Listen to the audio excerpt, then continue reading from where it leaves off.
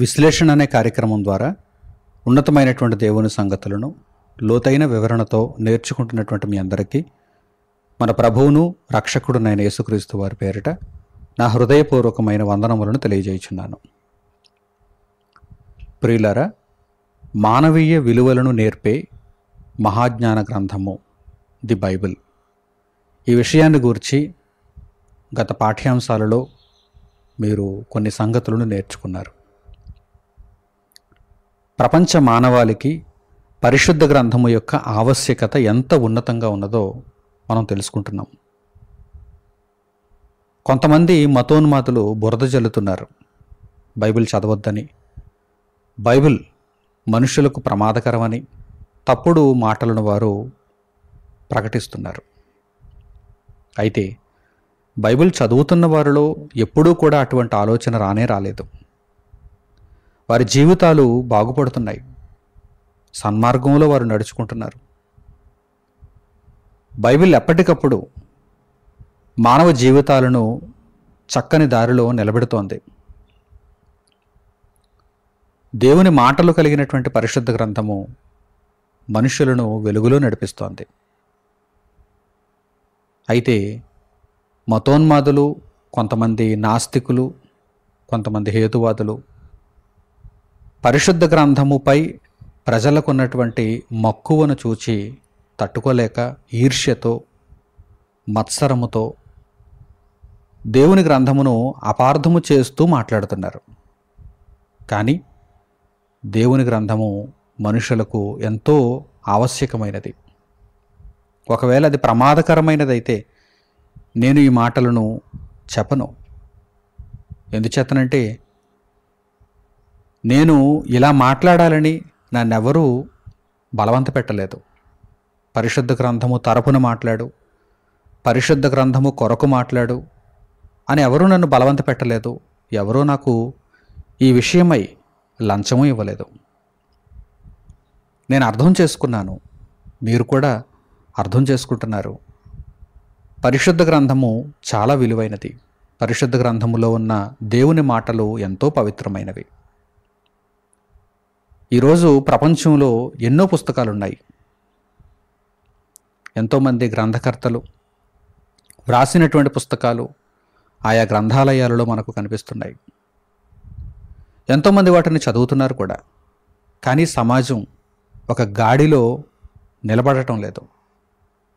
అయితే పరిశుద్ధ గ్రంథమైనటువంటి బైబిల్కి ప్రపంచాన్ని గాడిలో పెట్టేటువంటి దమ్ముంది, సామర్థ్యం ఉంది. ఎప్పుడైతే మనుషులందరూ కూడా దేవుని గ్రంథము దగ్గరకు వచ్చి దేవుని మాటలను అర్థం చేసుకోగలుగుతారో అప్పుడు మనుషులలో మానవీయ విలువలు పెరుగుతాయి. సమాజం అంతా కూడా సస్యశ్యామలంగా మారుతుంది. ఇది ఒక తాళపు చెవి వంటి మాట. ప్రపంచం అంతా కూడా దేవుని గ్రంథము దగ్గరకు వచ్చి దేవుని మాటలను స్వీకరించగలిగితే మనుషులలో మానవీయ విలువలు పెరుగుతాయి. మానవీయ విలువలను మనుషులు నేర్చుకుంటారు. ఈరోజు దీనికి సంబంధించినటువంటి ఒక చక్కని అంశమును మనం నేర్చుకుందాం. అదేమిటంటే సేవ మార్గము. సేవ మార్గము. పరిశుద్ధ గ్రంథము సేవ మార్గాన్ని గూర్చి నేర్పిస్తోంది. ప్రపంచంలో మీరు చూడండి, సేవా సంస్థలు ఎన్నెన్నో ఉన్నాయి. ఆ సేవా సంస్థలలో పనిచేసేటువంటి వారు ఎక్కువ శాతం ఎవరుంటారు? క్రైస్తవులే ఉంటారు. నిజంగా మీరు ప్రపంచ దేశాలలో చూడండి. అంతెందుకు, మదర్ తెరీసాను మీరు చూడండి. మదర్ తెరీసా సేవే మార్గము. సేవే మార్గము. మనుషులకు ఆమె చేసినటువంటి సేవలను పురస్కరించుకొని భారతరత్న ఇచ్చారు, ఆమెకు పురస్కారాన్ని ఇచ్చారు, అలాగే నోబెల్ బహుమతినిచ్చారు. ప్రపంచ శాంతి బహుమతి గ్రహీత మదర్ తెరీసా. దేశం కాని దేశంలో ఆమె మనుషులకు సేవ చేసింది. కష్టాలలో ఉన్నటువంటి, రోగాలతో ఇబ్బందులు పడుతున్నటువంటి, పేదరికంలో ఉన్నటువంటి మనుషులకు ఆమె సేవ చేసింది. ఆమె ద్వారా స్థాపింపబడినటువంటి ఎన్నో సంస్థలు, నిర్మల్ హృదయ్ వంటి సంస్థలు, నేటికి కూడా సేవా కార్యక్రమాలను కొనసాగిస్తున్నాయి. ఆమె యేసుక్రీస్తు ప్రభువును నమ్మింది. ఆమె చిత్రాలను మీరు గమనిస్తున్నప్పుడు సిలువను ఆమె ధరించుకున్నట్టుగా మనకు కనిపిస్తుంది. అంటే బహిరంగంగా ఆమె తెలియజేస్తోంది, ఇదిగో బైబిల్ నాకు నేర్పించింది, ఈ సేవ తత్వాన్ని బైబిల్ నేర్పించింది, మహాజ్ఞాన గ్రంథమైనటువంటి బైబిల్ నేర్పించింది. మానవీయ విలువలను నేర్పించే గ్రంథం ఏదైనా ఉందంటే అది బైబిల్. ప్రపంచంలో సింహభాగం సేవా సంస్థలన్నీ కూడా ముందు బైబిల్ దగ్గర ఆ సేవా మార్గాన్ని నేర్చుకున్నాయి. వాటిని ప్రారంభించినటువంటి వారు బైబిల్ దగ్గర సేవా మార్గాన్ని గురించి నేర్చుకున్నారు. ఆ తర్వాత ఆ కార్యకలాపాలను వారు కొనసాగిస్తున్నారు. పరిశుద్ధ గ్రంథంలో నిజంగానే మానవులకు సేవ చేయాలని, మనుషులకు సేవలను అందించాలని వ్రాయబడిందా? చూద్దాం. ఈరోజు ఈ పాఠ్యాంశంలో మనము వివరణాత్మకంగా నేర్చుకుందాం. పాత నిబంధన చరిత్రలో ఒక గొప్పవాడైనటువంటి వ్యక్తి దావీదు. ఇశ్రాయేలీయులలో అతడు ఒక మహారాజుగా పరిపాలన చేశాడు. దేవుని యొక్క ఇష్టానుసారుడు, దేవుని చిత్తమును నెరవేర్చినవాడు. అతడు తన జీవిత కాలములో సేవను ఒక మార్గముగా ఎంచుకున్నాడు. ఇతరులకు సేవ చేసేటువంటి గుణం దావీదులో మనకు కనిపిస్తోంది. ఆ మాటలు పరిశుద్ధ గ్రంథంలో పొందుపరచబడ్డాయి. మహాజ్ఞాన గ్రంథమైనటువంటి బైబిల్ సేవతత్వాన్ని నేర్పిస్తుందా లేదా? ఖచ్చితంగా నేర్పిస్తోంది. ఇదిగో దావీదు దేవుని యొక్క గ్రంథాన్ని చదివినవాడు, దేవుని గ్రంథము ప్రకారము నడుచుకున్నవాడు. దావీదు ఏం చేశాడో ఇప్పుడు మీరు చూడండి. అపోస్తలుల కార్యములు 13వ అధ్యాయము 36వ వాక్యం నుండి మీరు చూడండి. అపోస్తలుల కార్యములు 13వ అధ్యాయము 36వ వాక్యం నుండి, దావీదు దేవుని సంకల్పము చొప్పున తన తరము వారికి సేవ చేసి. దేవుని సంకల్పం ఏమిటి? దేవుని సంకల్పాన్ని తెలుసుకున్నాడు దావీదు. దావీదు దేవుని సంకల్పము చొప్పున, తన ఇష్టము చొప్పున కాదు, లోకము నేర్పించినటువంటి జ్ఞానము చొప్పున కాదు. లోకమైతే ఈ జ్ఞానాన్ని నేర్పించదు. నీ ఇష్టం, నీవు బాగుపడు, నీవు సంపాదించుకో, నీవు వెనకేసుకో, ఈ విషయాన్ని లోకం నేర్పిస్తుంది. కానీ దేవుడు నేర్పించే విషయం ఏంటో తెలుసా? నీవు సేవ చేయాలి. నీ తరము వారికి, నీ చుట్టూ ఉన్న వారికి నీవు సేవ చేయాలి. అందువలన దావీదు ఏం చేశాడో చూడండి. దావీదు దేవుని యొక్క సంకల్పమును అనుసరించి, దేవుని సంకల్పము చొప్పున తన తరము వారికి సేవ చేసి నిద్రించి తన పితరుల యొద్దకు చేర్చబడి కుళ్ళిపోయాను గాని దేవుడు లేపినవాడు కుళ్ళు పట్టలేదు. ఇక్కడ యేసుక్రీస్తు ప్రభువును గూర్చి గ్రంథకర్త మాట్లాడుతున్నాడు. దావీదు తన తరము వారికి సేవ చేసి నిద్రించాడు. యేసుక్రీస్తు ప్రభువు కూడా అనేకులకు సేవ చేశాడు. అనేకులకు సేవ చేశాడు. ఆయన మరణించి తిరిగి లేచాడు. దావీదైతే ఇంకా తిరిగి లేవలేదు, కానీ యేసుక్రీస్తు ప్రభువు తిరిగి లేచాడు అని ఇక్కడ గ్రంథకర్త ప్రభువును గూర్చిన పునరుత్థానానికి సంబంధించినటువంటి సువార్తను ప్రకటిస్తున్నాడు. మీకు అర్థమవుతుందా? కనుక మహాజ్ఞాన గ్రంథము మనకేమని నేర్పిస్తోంది? దేవుని సంకల్పము ఏమిటంటే, దేవుని చిత్తము ఏమిటంటే ఇతరులకు సేవ చెయ్యి. ఎందుకంటే దేవుడు కూడా అందరికీ తన కష్టాన్ని పంచి ఇచ్చాడు, తన కష్ట ఫలాన్ని అనుగ్రహిస్తున్నాడు, సేవనే చేస్తున్నాడు దేవుడు. మనందరికీ తన కష్టాన్ని ఇచ్చాడా లేదా? ఇచ్చాడు. ఆయన కష్టాన్ని అనుభవిస్తున్నాం మనం, ఆయన కష్టాన్ని బట్టి బ్రతుకుతున్నాం మనం. దేవుడు ఇదే పాఠాన్ని మానవులకు నేర్పిస్తున్నాడు. ఆయన సంకల్పాన్ని ఎరిగిన వారు ఇదిగో సేవ చేసేటువంటి గుణాన్ని కలిగి ఉంటారు. దావీదు తన తరము వారికి సేవ చేశాడు, నిద్రించాడు. యేసుక్రీస్తు ప్రభువు కూడా ఈ భూమి మీదకు శరీరధారిగా వచ్చినటువంటి దేవుని కుమారుడైన యేసుక్రీస్తు ధనవంతుని స్వరూపాన్ని ధరించుకున్నాడా, దాసుని స్వరూపాన్ని ధరించుకున్నాడంటే దాసుని స్వరూపాన్ని ధరించుకున్నాడు. సేవ చేశాడు. తన చుట్టూ ఉన్నటువంటి వారందరికీ సేవ చేశాడు. చూడండి ఈ వాక్య భాగాన్ని ఇప్పుడు మీరు చూడండి.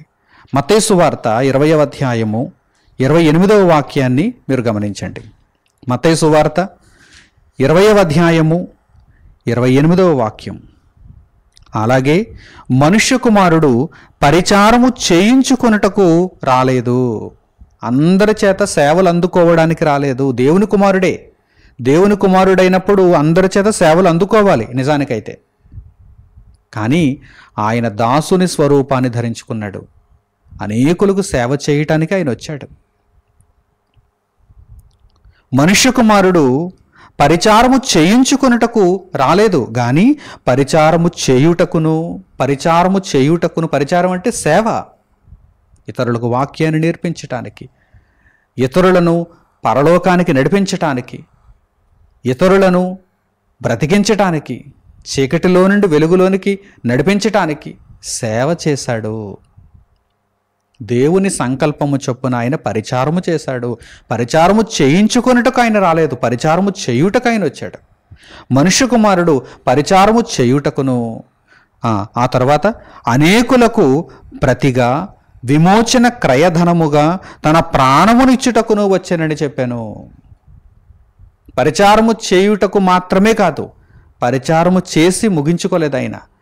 ఇక ఆయన సేవ ఎంతవరకు వెళ్ళిపోయిందంటే ప్రాణమునిచ్చేటంత వరకు వెళ్ళిపోయింది. మనుష్య కుమారుడు పరిచారము చేయించుకొనుటకు రాలేదు, సేవలు అందుకోవడానికి రాలేదు, పరిచారము చేయుటకు, అనేకులకు ప్రతిగా విమోచన క్రయధనముగా. విమోచన క్రయధనం. ఒకప్పుడు ఇశ్రాయేలీయులైతే తమ పాపముల నిమిత్తము దహన బలి, సమాధాన బలి, పాప పరిహారార్థ బలి, అపరాధ పరిహారార్థ బలి వీటినిచ్చేవారు. జంతువులను, పక్షులను అర్పణగా దేవునికి సమర్పించేవారు తమ పాపములను కడిగివేసుకునే నిమిత్తము. కానీ ప్రభువైన యేసుక్రీస్తు వారు ఇదిగో ఆ జంతువుల, పక్షుల స్థానంలో యేసుక్రీస్తే తన ప్రాణాన్ని మన కొరకు సమర్పించి మన పాపములను పరిపూర్ణముగా కొట్టివేశారు, మన పాపములను కడిగివేశారు. ఆ పాపపు మరక మన మీద ఉండకుండా ఆయన తన ప్రాణాన్ని ఇచ్చారు. అంతవరకు ఆయన సేవ చేశారు. మీకు అర్థమవుతుందా లేదా? దీనిని బట్టి ప్రతి ఒక్కరూ నిస్సందేహంగా చెప్పచ్చు, మహాజ్ఞాన గ్రంథమైనటువంటి బైబిల్ సేవ మార్గాన్ని నేర్పించింది. దేవుని కుమారుడైన యేసుక్రీస్తు ప్రభువు ప్రధాన నాభి కదా, ఫోకల్ పాయింట్ ఆయనే. బైబిల్లో ఫోకల్ పాయింట్ ఆయనే. అందరూ కూడా ఆయన వైపే చూపిస్తున్నారు. ఆయనే రక్షకుడు, ఆయనే దేవుని కుమారుడు, ఆయనే మన దిక్కు అని అందరూ ఆయన వైపే చూపిస్తున్నారు. ఇదిగో ఆయన ఏం చేశాడో చూడండి. సేవను అందుకున్నాడా, సేవ చేశాడా? సేవ చేశాడు. చాలా స్పష్టంగా చెప్పాడు ఆయన. నేను పరిచారము చేయించుకున్నట్టుకు రాలేదు, పరిచారము చేయించుకున్నట్టుకు రాలేదు, సేవలు అందుకోవడానికి రాలేదు, మిమ్మల్ని అందరినీ దోచుకోవడానికి రాలేదు, మీ అందరి నిమిత్తము నా ప్రాణాన్నే ఇవ్వడానికి వచ్చాను అంటున్నారు ప్రభువారు. చూసారా? కనుక నిస్సందేహంగా మహాజ్ఞాన గ్రంథమైనటువంటి దేవుని గ్రంథము, పరిశుద్ధ గ్రంథము మానవీయ విలువలను నేర్పిస్తోంది, సేవ మార్గాన్ని బోధిస్తోంది, సేవ మార్గాన్ని బోధిస్తోంది.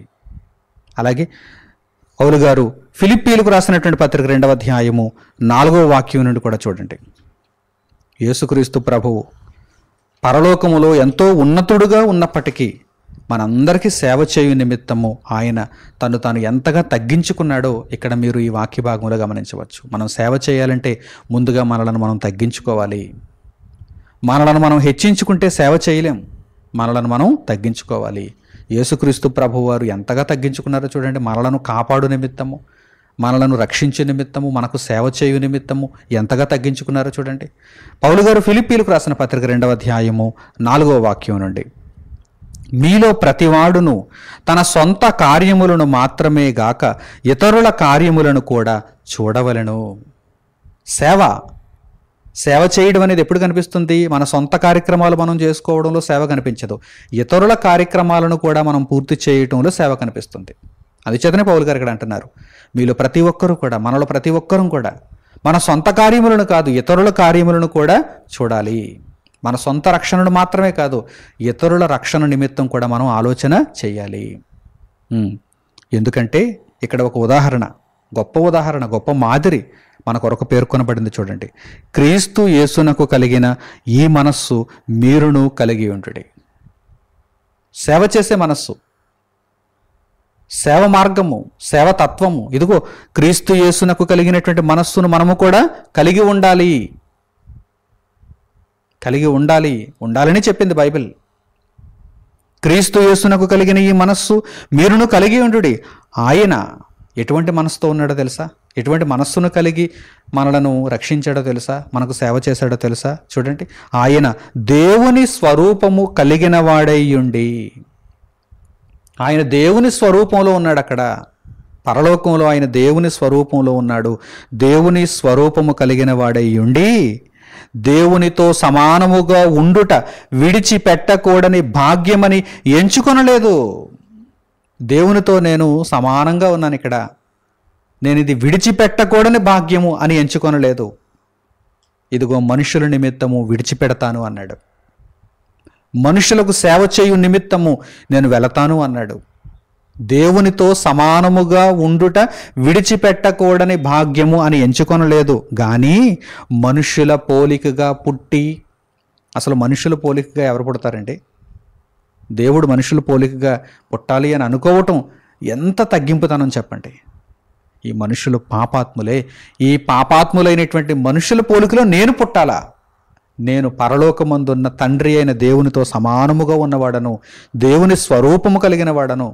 మరి ఆ పాపపు మనుషుల పోలికలో నేను కూడా పుట్టాలి అనుకున్నాడు. వారికి సేవ చేయాలంటే నేను కూడా వారి మధ్య ఉండాలి అనుకున్నాడు. ఆయన ఎంతగా తగ్గించుకున్నాడు, ఎంత సేవ మార్గాన్ని మనకు నేర్పిస్తున్నాడు. అందుకే క్రీస్తు యేసునకు కలిగిన మనస్సును మనం కూడా కలిగి ఉండాలి.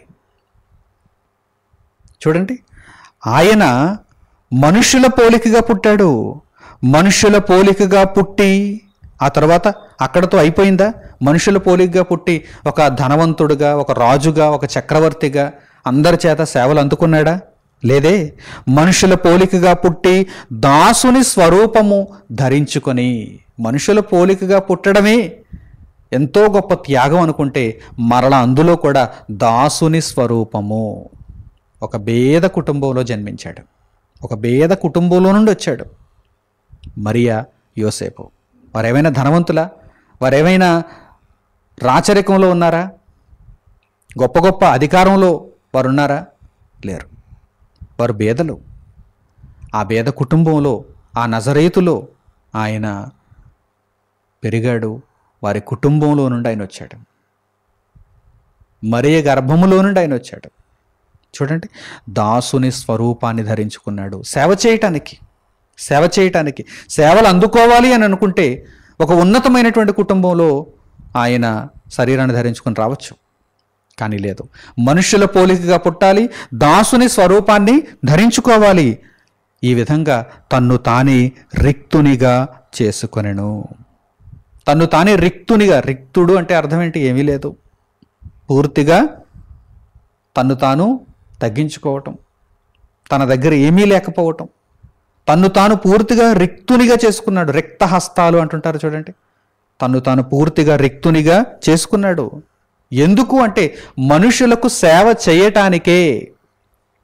ఊరకనే కాదు, ఇవన్నీ మనుషుల కొరకు సేవ చేయటానికి, మనుషులకు ఈ మనస్సును నేర్పించడానికి. ఆ తర్వాత మరియు ఇంకా ఉంది, ఆయన తగ్గింపుతనం ఇంకా ఉంది, ఆయన సేవ మార్గం ఇంకా ఉంది. చూడండి, మరియు ఆయన ఆకారమందు మనుష్యుడుగా కనబడి మరణము పొందునంతగా, అనగా శిలువ మరణము పొందునంతగా విధేయత చూపినవాడై తన్ను తాను తగ్గించుకొనెను. ఇంకంతకంటే ఎవరూ తగ్గించుకోలేరని ఆయన నిరూపించాడండి. ఆ స్థాయి వరకు తగ్గించుకున్నాడండి. మనుషుల పోలికగా పుట్టాడు, మనుషులలో దాసుని యొక్క స్వరూపాన్ని ధరించుకున్నాడు, మనుషులందరికీ సేవ చేశాడు, వారందరి పాపములను భరించాడు, మరణము పొందునంతగా. మరణం అంటే ఏదో మామూలు మరణం అనుకోకండి, శిలువ మరణము, అనేకమైన బాధలు వేదనలతో కూడినటువంటి మరణము, మనుషుల కొరకు మరణము. నీతిమంతుని కొరకు ఒకడు చనిపోవుట అరుదు, అలాంటిది పాపాత్ముల కొరకు చనిపోయాడు ఆయన. ఇటువంటి పరిస్థితి, ఇటువంటి సంఘటన యేసుక్రీస్తు ప్రభువు దగ్గర తప్ప ఇంకెక్కడ మనకు ప్రపంచ చరిత్ర పుటలలో కనిపించదు. అంతగా తన్ను తాను తగ్గించుకున్నాడు. మరణము పొందునంతగా, అనగా శిలువ మరణము పొందునంతగా విధేయత చూపిన వాడై తన్ను తాను తగ్గించుకొనెను. అంటే పరిశుద్ధ గ్రంథం నిస్సందేహంగా సేవ మార్గాన్ని నేర్పిస్తోంది అని అనడానికి ఇది ఒక నిదర్శనం.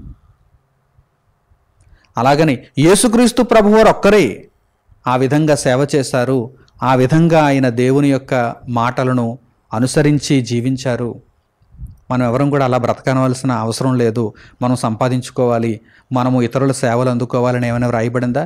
ఇదిగో మీరు కూడా ఇటువంటి మనస్సునే కలిగి ఉండుడని ఇక్కడ వ్రాయబడింది కదా. యేసుక్రీస్తు ప్రభు వారి వరకు మాత్రమే కాదు ఆ సేవ మార్గం, ఇదిగో మన వరకు రావాలి, మన జీవితాలలో కనిపించాలి.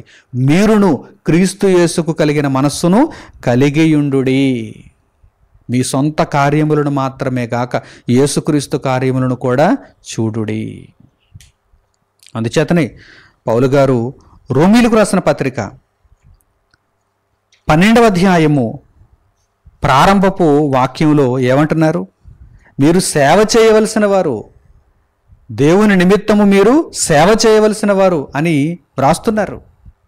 చూడండి, కొంతమంది అనుకోవచ్చు, నేను క్రీస్తును నమ్ముకున్న తర్వాత, దేవుని రాజ్యంలో చేర్చబడిన తర్వాత సేవ అనేది నేను చేయవలసిన అవసరం లేదు, సేవను అందుకుంటాను అని కొంతమంది అనుకుంటున్నారేమో. ప్రతి ఒక్కరూ కూడా యేసుక్రీస్తు ప్రభువే సేవ చేశారు, దావీదే సేవ చేశాడు. మరి మనం చేయొద్దా? సేవ చేయవలసిన వారంగా ఉన్నాం, ప్రతి ఒక్కరము సేవ చేయవలసిన వారముగా ఉన్నాం. చూడండి, పౌలు గారు రోమీలకు రాసిన పత్రిక 12వ అధ్యాయము 1వ వాక్యాన్ని చూడండి. కాబట్టి సహోదరులారా, పరిశుద్ధమును దేవునికి అనుకూలమునైన సజీవ యాగముగా మీ శరీరములను ఆయనకు సమర్పించుకొనుడని దేవుని వాత్సల్యమును బట్టి మిమ్మును బతిమాలుకొనుచున్నాను. ఇట్టి సేవ మీకు యుక్తమైనది. మీ శరీరముల ద్వారా సజీవ యాగములుగా మీరు పరిశుద్ధమైన దేవునికి అనుకూలమైన సేవను జరిగించాలి. ఇట్టి సేవ దేవునికి అనుకూలమైనది. మీకు కొంచెం కష్టంగా ఉన్నా కానీ, కొంతకాలం మీకు కొంత కష్టంగా ఉన్నా కానీ, దేవునికి అనుకూలమైన సేవను మీరు జరిగిస్తే తగిన ప్రతిఫలాన్ని, బహుమతిని మీరు పొందుతారు. మనందరి జీవితాలను దేవుడు సేవలో ఉండాలని కోరుకుంటున్నాడు, సేవలు అందుకోవాలని కాదు. కొంతమంది మనస్తత్వాలను నేను గమనిస్తూ ఉంటాను. కొంత వాక్యం తెలిసేసరికి సేవను అందుకోవాలని చూస్తారు. నాకేం తక్కువ, నేను చాలా గొప్పోణ్ణి, నాకు వీరందరికంటే ఎక్కువ వాక్యం తెలుసు, నాకు వీరందరికంటే ఎక్కువ జ్ఞానం ఉంది అని చెప్పి సేవలు అందుకోవటానికి ప్రయత్నం చేస్తారు. అస్సలు వద్దు, అటువంటి మనస్సును కలిగి ఉండకండి. అటువంటి మనస్సే మీలో ఉందంటే క్రీస్తు యేసు మీలో లేడని అర్థం. మీరేదో యాంత్రికంగా దేవుని వాక్యాన్ని బోధిస్తూ ఉంటే ఉండొచ్చు, కానీ నిజంగా మీలో క్రీస్తు యేసునకు కలిగిన మనస్సే లేదని అర్థం. మీరు ఇతరులకు సేవ చేయవలసిన వారుగా ఉన్నారు, సేవలు అందుకోవలసిన వారుగా కాదు. సేవలు అందుకోవలసిన వారుగా కాదు, ఇతరులకు సేవ చేయవలసిన వారుగా ఉన్నారు. పరిశుద్ధ గ్రంథంలో నీతిమంతులను మీరు ఎవరినైనా చూడండి, వారు సేవలు చేసిన వారుగా కనిపిస్తున్నారు. దావీదు మహారాజు ఎవరికైనా సేవ చేస్తాడా? మహారాజు ఎవరికైనా సేవ చేస్తాడా? ఒక చక్రవర్తి ఎవరికైనా సేవ చేస్తాడా? కానీ దావీదు సేవ చేశాడు. దావీదు తన తరము వారికి సేవ చేసి నిద్రించాడు. దావీదు కంటే ఉన్నతమైన వాడు యేసుక్రీస్తు ప్రభు. మరి ఆయన ఎందుకు సేవ చేయాలి? ఆయన కూడా సేవ చేశాడు. ఆయన దేవునితో సమానుడు, యేసుక్రీస్తు ప్రభువు దేవునితో సమానుడు అయినప్పటికీ ఆయన సేవ చేశాడు. అందరికంటే గొప్పగా సేవ చేశాడు. ఒక మాదిరిగా ఉన్నాడు, ఒక ఉదాహరణగా ఉన్నాడు. కనుక ప్రియులారా, మనము సేవ చేయాలి. మన జీవితకాలం అంతా కూడా ఇతరులకు సేవ చేయాలి. ఆ సేవ ముఖ్యంగా ఏ విషయంలో ఉండాలి? ఆత్మను రక్షించే విషయంలో ఉండాలి. ఏమంటే లోకంలో చాలామంది ఇతరులకు సేవ చేస్తూ ఉంటారు. అంటే పట్టెడు అన్నం పెట్టడం, ఒక వస్త్రాన్ని ఇవ్వడం, ఒక గూడును కల్పించటం, ఇటువంటి సేవలు చేస్తూ ఉంటారు. వారికి రోగం వస్తే వారికి స్వస్థతను కలిగించేలా వైద్య సదుపాయాలను అందించటం, వారికి కొన్ని శరీరపరమైనటువంటి సహకారాలను అందించటం, ఇటువంటివి చేస్తూ ఉంటారు. అయితే అక్కడతో మన సేవ ఆగిపోతే అది అసంపూర్ణంగా ఉంటుంది. పరిపూర్ణమైన సేవ అంటే ఎక్కడి వరకు వెళ్ళాలి? ఆత్మను రక్షించేదిగా ఉండాలి. ఆత్మను రక్షించాలంటే దేవుని మాటలు వారి చెవిన పడాలి, వారి హృదయాలు పరివర్తన చెందాలి. అంతే తప్ప మనం ఎవరికైనా సహాయం చేసాం, వారు మరలా తిరిగి పాపపు బ్రతుకులు పడిపోయారు అనుకోండి, ఉపయోగం ఏముంది? వారు ఎంత గొప్పగా బ్రతికినా తిరిగి నరకానికి పోతున్నారు అనుకోండి, ఉపయోగం ఏముంది? కనుక మన యొక్క దృష్టి అంతా కూడా ఇప్పుడు ఏ విషయంలో ఉండాలి? ఆత్మను రక్షించే విషయంలో ఉండాలి. ఆ విషయమైనటువంటి సేవను మనం జరిగించాలి. ఇక్కడ పౌలు గారు కూడా అదే చెబుతున్నారు. కాబట్టి సహోదరులారా, పరిశుద్ధమును దేవునికి అనుకూలమునైన సజీవ యాగముగా మీ శరీరములను ఆయనకు సమర్పించుడని దేవుని వాత్సల్యమును బట్టి మిమ్మల్ని బతిమాలు కొనుచున్నాను. అంటే ఆత్మల రక్షణార్థమై మీ శరీరముల ద్వారా సజీవ యాగములుగా మీరు దేవునికి సేవ చేయాలని అర్థం. అట్టి సేవ మీకు యుక్తమైనది. అంటే తెలివైన సేవ, యుక్తమైన సేవ, తెలివితో కూడినటువంటి సేవ అన్నమాట. ఆ విధంగా దేవుడు ఆశించినట్టుగా మనము సేవ చేద్దాం, సేవ చెయ్యాలి. ఇదేదో ఒక ఐచ్ఛికం కాదు, ఒక ఆప్షన్ కాదు. సేవ చేస్తే చేయొచ్చు, లేకపోతే వద్దు అనేది కాదు. ప్రతి ఒక్కరూ కూడా తప్పనిసరిగా సేవను జరిగించాలి. పౌలు గారు హెబ్రీయులకు రాసిన పత్రిక 12వ అధ్యాయము 28వ వాక్యం నుండి మీరు చూడండి. ఇక్కడ వ్రాయబడింది సేవ చేయటం ఎంత ప్రాముఖ్యమైనటువంటి విషయమో ఇక్కడ తెలియజేయబడింది. పౌలు గారు హెబ్రీయులకు రాసిన పత్రిక 12వ అధ్యాయము 28వ వాక్యం నుండి చూడండి. అందువలన మనము నిశ్చలమైన రాజ్యమును పొంది దైవకృప కలిగి ఉందము. ఆ కృప కలిగి వినయ భయభక్తులతో దేవునికి ప్రీతికరమైన సేవ చేయుదము. ఎలయనగా మన దేవుడు దహించు అగ్ని అయి ఉన్నాడు. దేవునికి ప్రీతికరమైన సేవ చేయుదము అంటే ఆయన ఇష్టపడేటువంటి సేవ చేద్దాం. అంతే తప్ప మన ఇష్టానుసారంగా అందరూ పొగుడుతారని, అందరూ జేజేలు కొడతారని, అందరూ మెచ్చుకుంటారని లోక సంబంధమైనటువంటి సేవా కార్యక్రమాలలో ఆగిపోవడం కాదు. వాటికి మించినటువంటి సేవ, ఎవరు మెచ్చుకున్నా మెచ్చుకోకపోయినా అందరి మన్ననలు పొందటానికి కాదు, దేవునికి ప్రీతికరమైన సేవను మనం జరిగించాలి. కొంతమంది సేవలు చేస్తారు ఎందుకు? పన్నుల నుండి తప్పించుకోవడానికి, ట్యాక్స్ నుంచి తప్పించుకోవడానికి కొంతమంది సేవా కార్యక్రమాలలో ఉంటారు. లేదంటే ఆ గవర్నమెంట్కి ట్యాక్స్ వెళ్ళిపోతుందని చెప్పి ఆ ట్యాక్స్ తగ్గించుకోవడానికి వివిధమైనటువంటి సేవా కార్యక్రమాలు చేసి చేయి దులుపుకుంటారు. ఇక్కడ మనుషుల దగ్గర నుంచి పేరు ప్రఖ్యాతులు వస్తున్నాయి, అక్కడ ట్యాక్స్ కూడా తప్పింపబడుతుంది. అది వారి యొక్క ఆలోచన. పోనీలే, ఏదో విధంగా అన్న వారు ఇతరులకు సహాయం చేస్తున్నారు, కానీ అది అసంపూర్ణంగా ఉంటుంది. పరిపూర్ణమైనటువంటి సేవ అంటే ఎక్కడి వరకు వెళ్ళాలి? ఆత్మలను రక్షించే సేవా కార్యక్రమాలు పరిపూర్ణమైన సేవా కార్యక్రమాలు. మనము దేవునికి ప్రీతికరమైన సేవ చేయాలి. అంటే మనుష్యులను దేవుని మార్గంలో నిలబెట్టేటువంటి సేవా కార్యక్రమాలు మనం చేయాలి. నిశ్చలమైనటువంటి రాజ్యాన్ని పొందాం. దేవుని కృపను కలిగి ఉన్నాం. క్రీస్తు రాజ్యంలో మనం ఉన్నాం. మరి ఆ క్రీస్తు రాజ్యంలో కడ వరకు మనము సేవను జరిగించొద్దా? దేవుని కృపను మనం పొందుతున్నాం. ఆ కృపతో, దేవుని ఎడల భయభక్తులతో దేవునికి ప్రీతికరమైన సేవను చేయొద్దా? చెయ్యాలి. లేదంటే ఆయన దహించు అగ్ని అని కూడా జ్ఞాపకం ఉంచుకోండి. దేవుని సేవను జరిగించకపోతే ఆయన దహించు అగ్ని. కనుక ఆయన సేవ విషయంలో మనం రాజీ పడకుండా దేవుని యొక్క సేవను సంపూర్ణముగా మనము కొనసాగించుకుంటున్న వారముగా ఉండాలి. నా ప్రియులైన సహోదరి సహోదరులారా, మహాజ్ఞాన గ్రంథం మానవీయ విలువలను నేర్పిస్తుందే కానీ మానవీయ విలువలను కుచించుకుపోయేలా చేయదండి. కనుక ఎప్పుడూ కూడా ఏ ఒక్కరూ కూడా పరిశుద్ధ గ్రంథము మీద నోరు పారేసుకోకూడదు.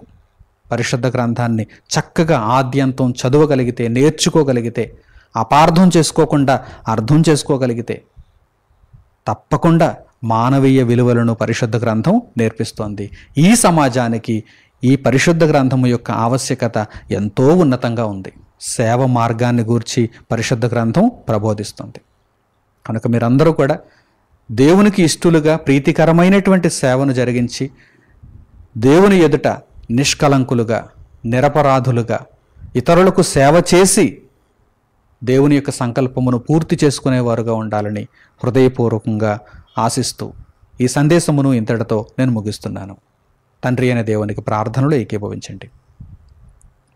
పరలోకమందున్న మా కన్న తండ్రి, ఈ సమయమందు మీరు మాకు అనుగ్రహించిన ఈ చక్కని విలువలతో కూడినటువంటి పాఠ్యాంశమును బట్టి మా హృదయపూర్వకమైన కృతజ్ఞతాస్తుతులను మీకు తెలియజేస్తున్నాము. నాయన, మీ మాటలను చదివిన తర్వాత చెడిపోయేవాడు ఎవడు తండ్రి? మీ మాటలను అర్థం చేసుకోలేక చెడిపోయిన వారు ఉన్నారు, కానీ మీ మాటలను నిజంగా హృదయపు లోతులలోనికి తీసుకుని వెళ్ళి అర్థం చేసుకోగలిగితే వారి యొక్క జీవితాలు విరాజిల్లుతాయి. నాయన, అందుకు ప్రత్యక్ష సాక్షులం మేమే. మీరు మాకు అనుగ్రహించినటువంటి దివ్యమైనటువంటి వాక్కులను మేము స్వీకరించాము కనుక మా బ్రతుకులు తండ్రి సత్య మార్గంలో నడుచుకోగలుగుతున్నాయి. అందును బట్టి మేము సంతోషిస్తూ మీకు కృతజ్ఞతాస్తుతులు తెలియజేస్తున్నాము. అయితే అపార్థం చేసుకుంటున్నటువంటి వారు పరిశుద్ధ గ్రంథమును ప్రక్కన పెడుతున్నారు, ద్వేషిస్తున్నారు. అటువంటి అపోహలను తొలగించటానికి మీ గ్రంథము ఎంత నాణ్యమైనదో, ఎంత శ్రేష్టమైనదో తెలియచెప్పటానికి ఇదిగో తండ్రి ఈ ప్రయత్నాన్ని చేసి ఉండగా అనేక మందిలో మీ మాటలు ఫలించి వారందరూ మానవీయ విలువలను నేర్చుకొని క్రీస్తు ప్రభువు ద్వారా ఉన్నతమైనటువంటి లోకాన్ని సంపాదించుకునే నిమిత్తము మంచి నిర్ణయాలు తీసుకొనగలుగుటకు కృపను అనుగ్రహించమని మిమ్మల్ని కోరుకుంటూ మా ప్రార్థన మనవులను మా ప్రభువును మా రక్షకుడునైన యేసుక్రీస్తు వారి పేరిట మిమ్మల్ని వేడుకొనిచున్నాము తండ్రి. ఆమేన్. అందరికీ వందనములు. సెలవు.